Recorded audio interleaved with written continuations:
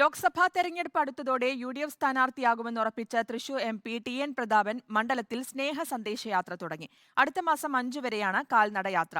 ന്യൂനപക്ഷ വോട്ടുകൾ ഉറപ്പിക്കുകയാണ് യാത്രയുടെ ലക്ഷ്യം. തിരഞ്ഞെടുപ്പിൽ മണ്ഡലത്തിലെ BJP ഭീഷണി മുന്നിൽ കണ്ടുകൊണ്ട് തന്നെയാണ് പ്രതാപൻ കാൽനടയാത്ര സംഘടിപ്പിക്കുന്നത്. ന്യൂനപക്ഷ വോട്ടുകൾ ഉറപ്പിക്കുക എന്ന ലക്ഷ്യവും യാത്രയ്ക്കുണ്ട്.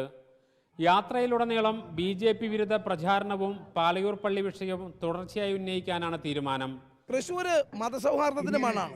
വിശ്വമതങ്ങളെയെല്ലാം സ്വീകരിച്ച മണ്ണാണ്. സാംസ്കാരിക തലസ്ഥാനമാണ്. ഇവിടെയാണ് പാലയൂർ വിശുദ്ധ ദേവാലയത്തെയും പുത്തമ്പള്ളിയെയും ഒക്കെ ആസ്പദമാക്കി ഈ ചില വർഗീയ ഫാസിസ്റ്റുകൾ അത് ഞങ്ങളുടേതാണ്, ഞങ്ങളുടെ പൂർവിക സ്വത്താണെന്ന് പറഞ്ഞുകൊണ്ട് അതിനെതിരെ കോടതിയിൽ വരെ കേസുമായി പോയിരിക്കുന്നു. ഒരു കാരണവശാലും തൃശ്ശൂരിൽ മതത്തിന്റെയും സമുദായത്തിന്റെയും ദൈവാരാധനയുടെയും പേരിൽ വിഭജനം ഉണ്ടാക്കാൻ ഞങ്ങൾ സമ്മതിക്കില്ല. വെറുപ്പിനെതിരെ സ്നേഹ സന്ദേശയാത്ര എന്ന് പേരിട്ടിരിക്കുന്ന കാൽനട ജാഥ 15 ദിവസം നീണ്ടു നിൽക്കും. ലോകസഭാ മണ്ഡലത്തിൽ ഉൾപ്പെടുന്ന 7 നിയമസഭാ മണ്ഡലങ്ങളിലൂടെയാണ് യാത്ര കടന്നു പോവുക. കോൺഗ്രസ്, മുസ്ലിം ലീഗ് എന്നീ പാർട്ടികളിലെ പ്രമുഖ നേതാക്കൾ വിവിധ ദിവസങ്ങളിൽ ജാഥയിൽ പങ്കുചേരും. റിപ്പോർട്ടർ, തൃശൂർ.